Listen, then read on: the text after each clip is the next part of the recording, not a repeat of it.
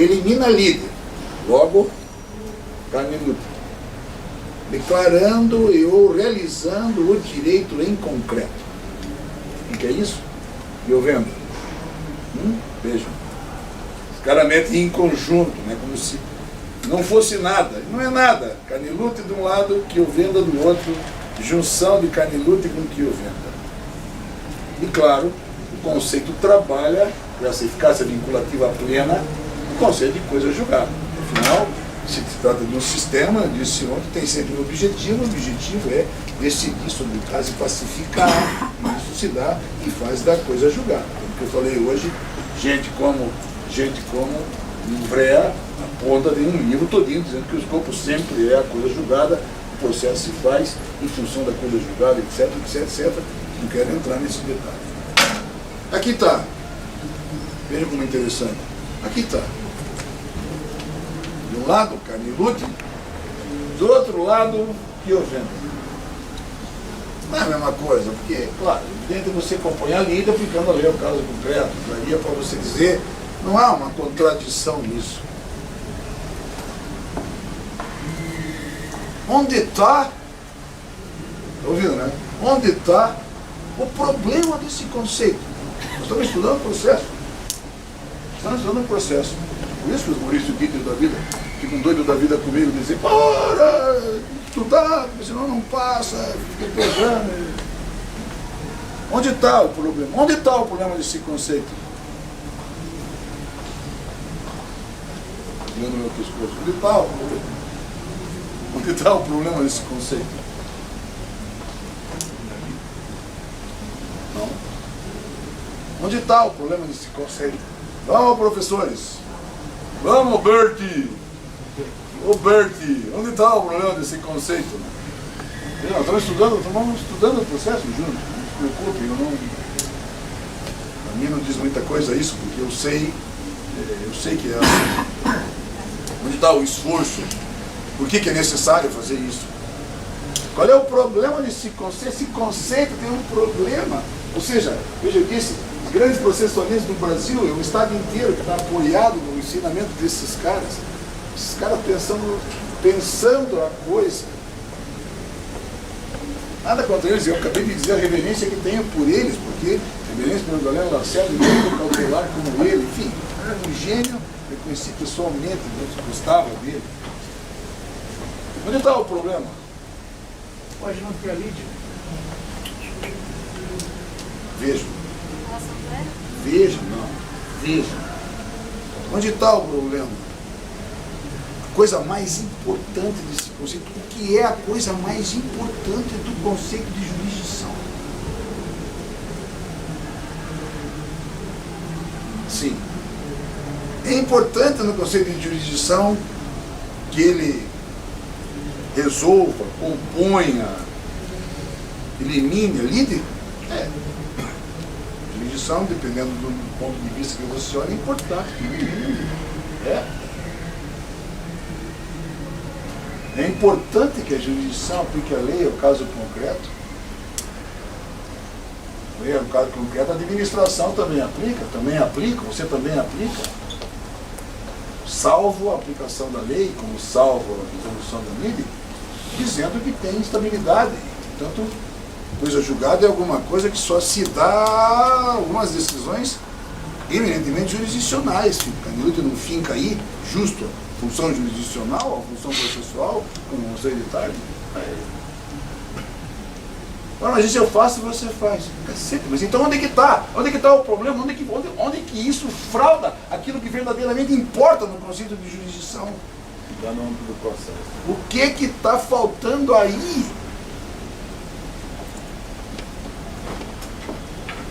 Guriazinha, eu vou voltar aqui. Se eu me perder, você volta.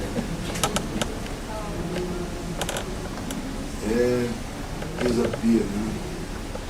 Giandomene. Franco, Giandomene. Lá, jurisdição.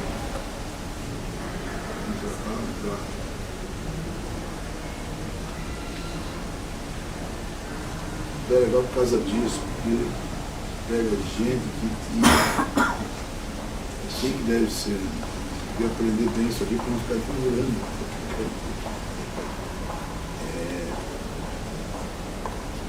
Amplia numa desse aqui.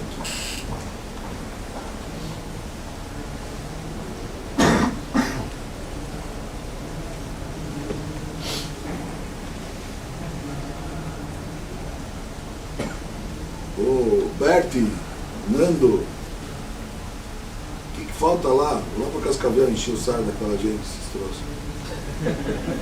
Esse ano, essa matéria era meu curso no doutorado em Porto Alegre. Esse ano.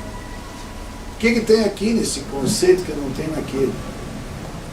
Della giurisdizione si sono proposte innumerevoli definizioni, ma la più semplice ed espressiva è ancora quella che, attingendo alla stessa etimologia del termine ius dicere, la va a consistere nel potere di dichiarare con forza vincolante quale sia la volontà della legge in un determinato caso concreto in cui la legge sia stato si ritenga violata. O que tem aqui que não tem lá? Vejam o que eu estou dizendo e o que eu disse ontem. Eu passei o dia inteiro ontem, quase morando de dor no pescoço, para poder dizer justo isso que está aqui. Estudar processo é estudar isso, estudar assim, para evitar que te passem a perna. E aqui, nesse tema, essa diferença é absolutamente fundamental. Tanto é verdadeiro que eu estudar a jurisdição assim, numa aula. Cheguei a passar 3 semanas, quase um mês estudando o resto. E que é de fato o que importa no conceito de jurisdição.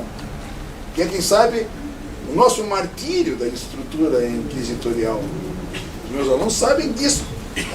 Da insistência de dizer, isso não é só um conceito, isso é de fato o que faz você pensar. O que tem aqui que não tinha lá? Poder. Poder! Não é poder, é poder. Poder.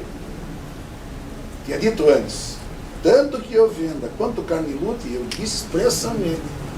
O carne lute, que eu venda, é o poder de jurisdição, eu disse, é o poder de aplicar a lei ao caso concreto de forma vinculante e cogente. E carne lute, eu disse, é o poder de acertar o conflito de interesse entre os poderes do Estado, o Estado de liberdade do cidadão, aqui da básica, carne lute. É isso que é preciso aprender. Jurisdição é, por excelência, poder. Poder. Poder. Aí os caras, isso está aqui no Pisapia, os caras não seriam loucos e essa gente não seria atazanada de não trabalhar desse jeito. Consiste no poder. Poder. Não é?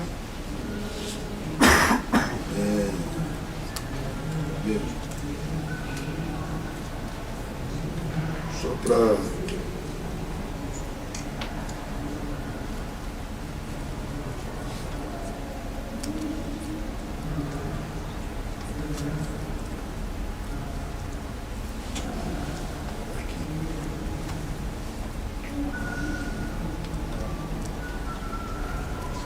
veja aberto como se manipula, veja como manipulam os conceitos e a gente sem saber, como a gente estuda, como a gente aprende, como nos ensina um processo, fazendo pouco caso da estrutura filosófica. Está implicado aqui a coisa mais importante, uma das coisas mais importantes no estudo, não é nem no estudo do direito, no estudo do direito sobre tudo. Veja, o cara muda, o cara tira poder e diz, é a atividade pela qual o Estado. É como se o Estado tivesse uma atividade, como a atividade do limpador de calçada. Como é que chama, não é? Gari. Gari também tem uma atividade. Né? Tem uma diferença entre o que faz o gari e o que faz o juiz. Vamos ser sinceros, tem. Aí é que está o ponto. Essa hora, quem estuda, vejam como você inverte todo o polo do estudo de uma teoria, como a teoria do processo. Veja por que é necessário pensar assim para poder dizer.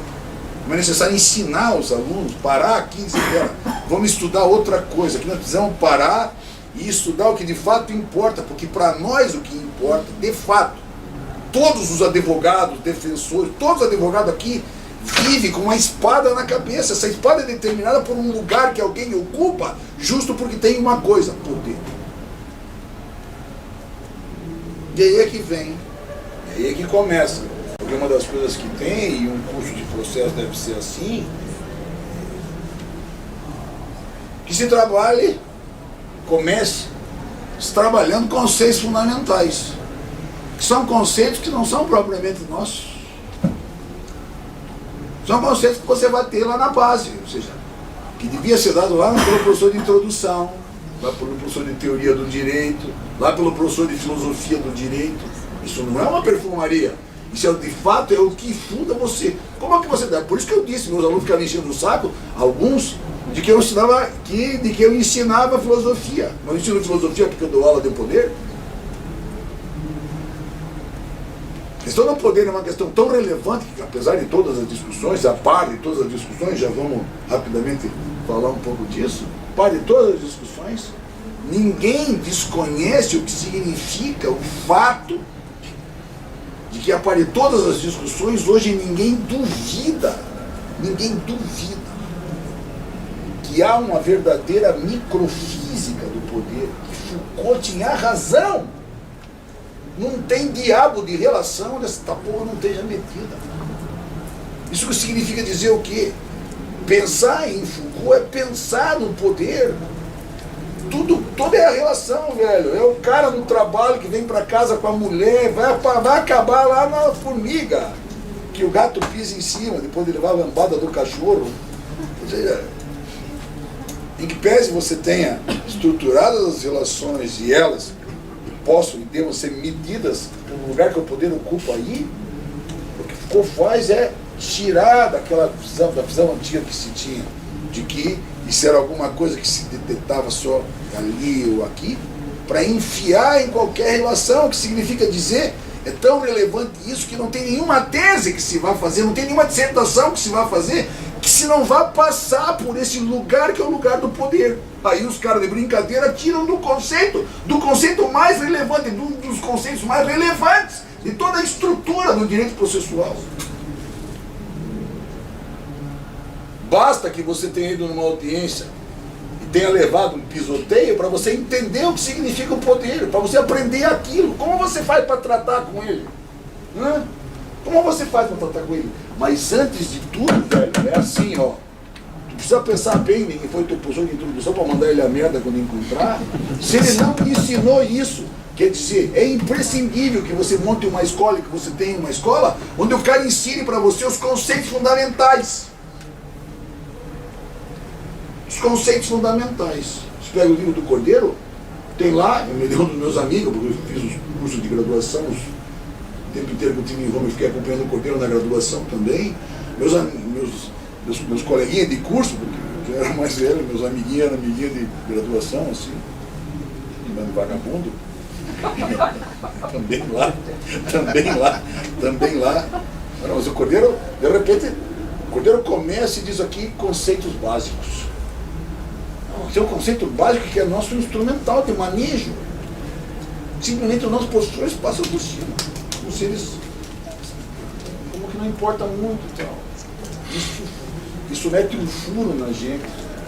Cara, a gente não sabe o que é direito, a gente não sabe o que é dever, a gente não sabe o que é obrigação, a gente não sabe o que é faculdade, a gente não sabe o que é poder. Cacete, velho. Ora, mas esse é um manejo, o manejo do direito se dá pela ligação que se faz por conceitos que são básicos.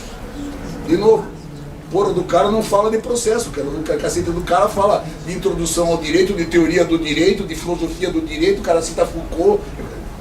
Mas isso é só o começo, porque tudo o que nós fazemos é isso aplicado. Sem conversa. E para mim isso é tão importante, para mim isso é tão forte em mim isso, que eu já não acho que nem esses conceitos só servem, porque não basta só manejar. Quem esteve aqui hoje de manhã e viu a discussão do Marcelo Temer, não basta só manejar esses conceitos que são estruturantes, porque esses são os conceitos básicos. Esse é aquele prego de noiva que prega o trem que não vai não cair na tua cabeça. Mas esses conceitos só já não servem, precisa mais, porque tem mais coisa para explicar, além daquilo que é o que se pode falar em relação dos conceitos básicos. Isso recomendaria talvez que visse o Cordeiro, mas aqui, para isso, serve,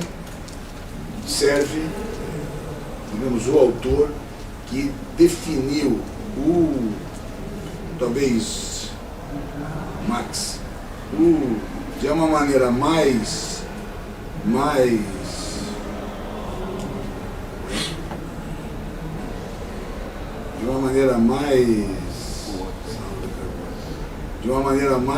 eficaz esse conceito, ou seja, o conceito de poder.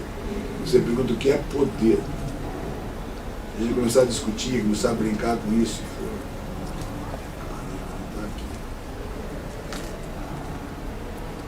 O conceito é Max Weber, 1919. Weber teve a felicidade de construir sua base teórica, digamos, criar um conceito de poder que é o que se utiliza por ser o mais, digamos assim, o mais simples, mas o mais eficaz, que deve, porém, ser compreendido. Por quê? Porque ele te permite manejar o que é necessário nesse conceito. Por exemplo, como você trata com alguém que tem poder? Você, não no lugar de subserviência, mas você que está manejando com o lugar. Você é advogado, defendendo o direito do teu cliente, trabalhando com alguém que tem poder. Juiz. Como você maneja? Imagina a situação, você vai lá e cospe nele. Saca? Para você, né? Para o teu cliente, ó. Né? Que tal? Ou seja, parece uma coisa banal, mas é preciso pensar assim. Deixa eu ver.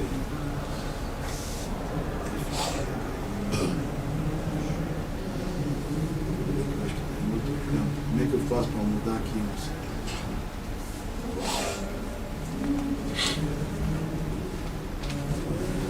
Economia e sociologia.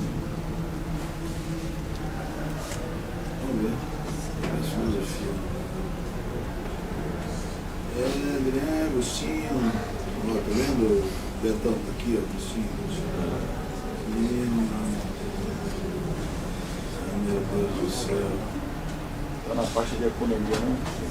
Pois é, tá. Sociedade. Nome do livro.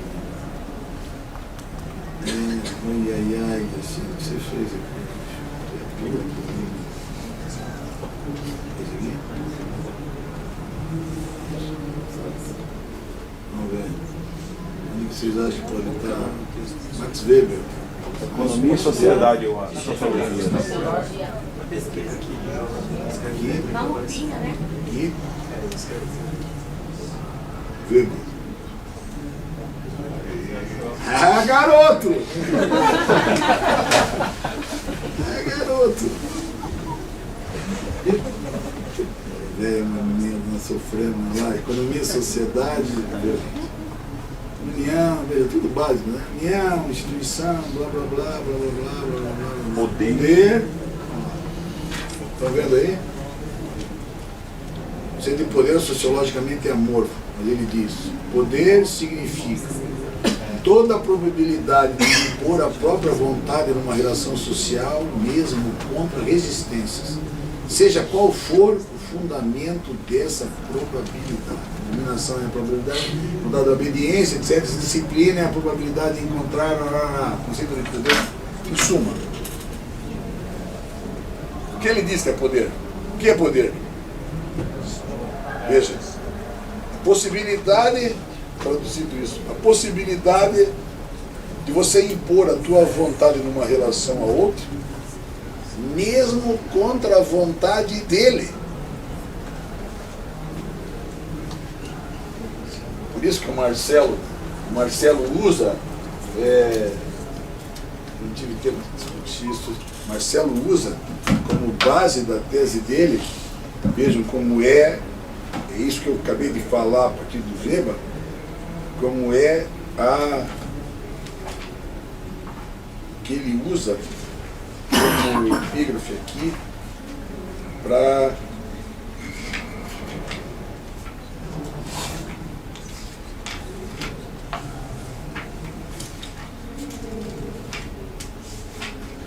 texto de Schindler, né?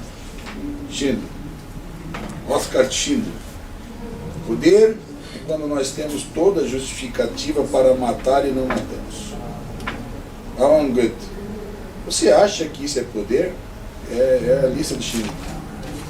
Oscar Schindler. Isso é o que os imperadores tinham. Um homem rouba uma coisa, ele se ajoelha no chão. Ele implora por sua vida. Ele não sabe que ele vai morrer. O imperador perdoa ele. Este homem sem valor, ele deixa ele ir. Alan Goethe.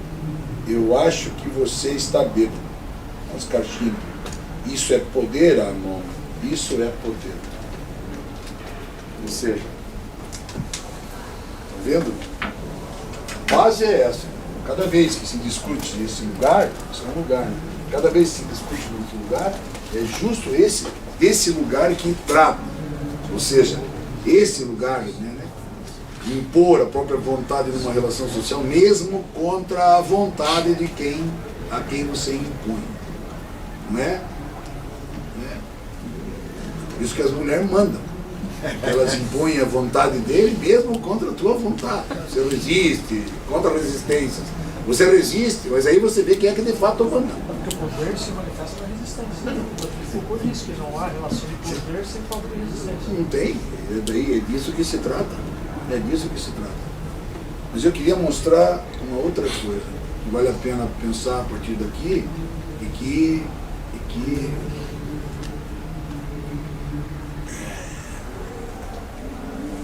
em economia aqui tem. Vamos lá. John Kennedy Galbraith. Estava aqui, ó. Coisa boa aqui, moçada. Kira Boron, Aurel, Goran Terborn, Perry Anderson. Galbraith. Esse livro é um livro que deve ser visto. Trabalhar com ele lá em Porto Alegre. Ele é... Galbraith, vocês sabem, é um canadense é um canadense keynesiano, que foi ministro da Fazenda dos Estados Unidos, pós-guerra. O cara é genial. Ele escreveu um livro agora, depois da crise de 2008, Filho. Mas esse livro é um livro genial, é um livro curto, que eu recomendaria mesmo que vissem, porque o que ele faz? Ele faz um estudo do poder, e se você sabe o que é poder, põe a tua vontade contra o outro, mesmo contra a vontade dele, eu sim, tem poder. É o conceito mais simples, mais simples. É o conceito com o qual o Galbraith trabalha. Mas o Galbraith vai além disso. Deixa eu mostrar para vocês, não sei se tem tempo. Deixa eu mostrar para vocês verem não só como é importante, mas como é legal isso. Como eu preciso estudar assim. Cara, isso é alguma coisa que faz de um curso qualquer uma pós-graduação. Você de São Paulo, livro. Durante 40 anos, mais tempo que gostaria de crer, estive envolvido com o tema do poder, com as ideias e, em parte, com a sua prática. Durante a Segunda Guerra Mundial, quando encarregado do controle de preços, julgou-se que eu estava no centro do poder, uma posição que dava a outros uma impressão de maior autoridade que a mim próprio. Outras vezes, em outros cargos, estive na mesma situação, situado para observar do que para exercer influência. Quanto a escrever, meu primeiro livro teve como subtítulo, como termo veio em Paulo.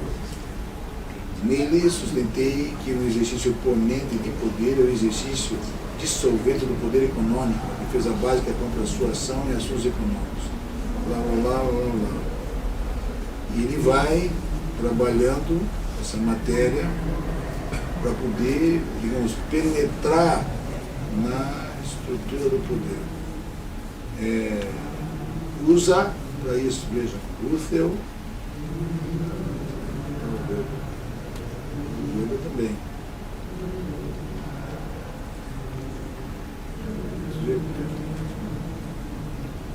Blá, blá, blá, as referências continuam. Os Estados Unidos é um vasto e importante país, a União Soviética também é a União Soviética. Mas é o seu poder que chama a atenção geral. Eles são as grandes potências, a superpotência. A Grã-Bretanha, também é uma grande potência, já não é poderosa. Todos sabem que nos últimos tempos, os Estados Unidos vêm perdendo parte do seu poder industrial para a Alemanha e o Japão. Ninguém pensa em pedir maior explicação sobre essas e miríades de outras referências ao poder. Por assim, por mais diversamente que a palavra seja usada, supõe que o leitor ou o saiba o que ela significa. E a maioria, sem dúvida, sabe. Até certo ponto. Max Weber, sociólogo e cientista político alemão, 1864 1920, embora profundamente fascinado pela complexidade do tema, satisfez com uma definição próxima à compreensão cotidiana do poder, a possibilidade de alguém impor a sua vontade sobre o comportamento de outras pessoas. Esta é quase certamente a noção mais comum. Alguém ou algum grupo está impondo a sua vontade, o seu objetivo ou objetivo a outros, inclusive os que se mostram relutantes ou ao contrário. Bom, deixa eu andar, porque ele vai estudar isso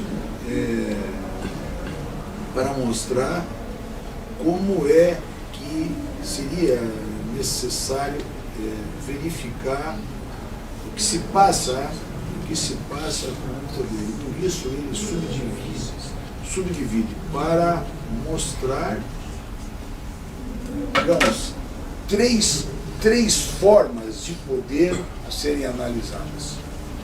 O que me parece extremamente relevante, que eu queria mostrar para vocês verem, não só, eu queria chamar Foucault e trabalhar com a microfísica, e por aí vai, porque tem muito mais.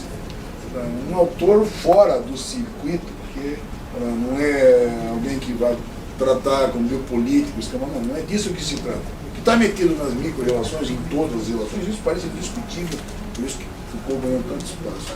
Mas vejam quanto interessante é o fato do que o próprio Galbraith, John Kennedy Galbraith, diz aí a respeito do poder, e quanto vale a pena trabalhar para, entre outras coisas, mas talvez principalmente saber como lidar com o poder. Então, uma coisa parece básica daquilo que eu falei. Se você cuspir no cara, meu amigo, é quase certo que vem cuspir. Quase certo que vem. Isso é uma metáfora também, né? Quer dizer que se você vai lá e chuta o cara, ele te chuta. Trata ele mal, ele te trata mal. Já te trata mal mesmo que você não faça. Você vê que o poder na mão o cara faz, mas nessa circunstância não. Aqui está a primeira coisa. Fica apavorado quando pega a petição dos caras xingando o juiz. Você pode fazer um negócio ali, mas se você fizer, o que isso mostra? E você não sabe o que está lá como o poder do outro lado, quer dizer, do manejo, porque você como instrumento do interesse de um direito que não é teu, mas é do teu cliente, o mínimo que você precisa ter como grandeza profissional é saber como manejar o troço. Não você ia dar aula de processo e ensina um aluno do que ele vai lá, tem que dar lá, dá para dar porrada, que pode ser assim. Agora veja como funciona, e veja como o Galbraith faz aqui. Deixa eu só muito rapidamente dizer, para vocês poderem ir depois dar uma olhada nisso. Ele divide com três bases com a qual ele analisa o poder. O poder condigno, o poder compensatório, antes de tudo, e o poder condicionante. Né? A característica mais marcante, tanto do poder condigno quanto do poder compensatório, é a sua objetividade, a visibilidade. Aqueles que aceitam a vontade de outros estão conscientes de fazê-lo, agem em consequência de um cálculo razoavelmente deliberado de que esse é o melhor procedimento. Veja, ele está mostrando como se joga com o lugar do poder. Ou melhor, por causa da oferta, de algum específico toma lá da cá para a sua submissão. E aqueles que exercem o poder também o fazem intencionalmente. A diferença, veja, a diferença entre o poder condigno e o poder compensatório é a diferença entre a recompensa negativa, estão vendo, né? E a recompensa positiva. O poder condigno esmaga o indivíduo com algo o quê? O indivíduo com algo suficientemente doloroso física ou moralmente. O que é isso? Para fazê-lo renunciar à sua própria vontade ou preferência a fim de evitar o sofrimento. O que é isso? Basicamente. Eu vou explicar por que é condigno. Tem toda uma explicação aí por aí. Mas o que é isso basicamente? É justo o lugar que ocupa, veja, por isso que eu disse uma sensação negativa, né? Ocupa o quê? O lugar da lei. Quem tem poder condigno tem pela ameaça a pretensão de um comportamento negativo. Por isso que é negativo. Não mato, porque senão não furto, porque senão tipo há uma condignidade, segundo ele, nesse lugar. Por outro lado, o poder compensatório oferece ao indivíduo uma recompensa, ou um pagamento suficientemente vantajoso ou agradável para que renuncie à sua própria preferência e, em troca, busque a recompensa. Em linguagem menos abstrata, o poder condigno obtém submissão pela promessa ou realidade de uma punição. Poder compensatório pela promessa ou realidade de um benefício. O poder condigno tem uma relação antiga e bem estabelecida com a punição física, prisão sob diversas condições, desconforto, inflição de dor, mutilação, qualquer outra tortura imaginativa ou morte. Essa impressão não é errônea. Todas as sociedades reconhecem o caráter desagradável da maioria das punições condignas e sua fácil tendência à crueldade. Estabelecem regras para controlar ou tentar controlar o seu uso. Nada condena tanto um país ou um sistema de governo quanto o recurso indiscriminado ao seu emprego. Entretanto, a expressão poder condigno, como usada aqui, tem uma conotação mais ampla.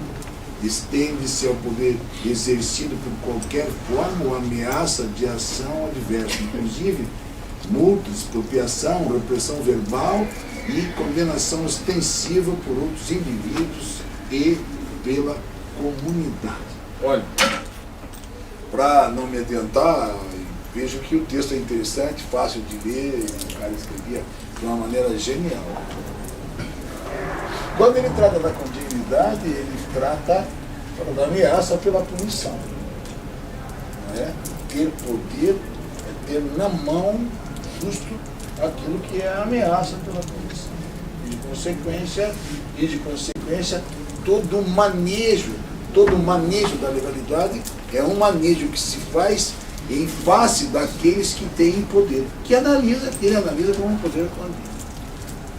Ao contrário, o poder compensatório, estão ouvindo, né?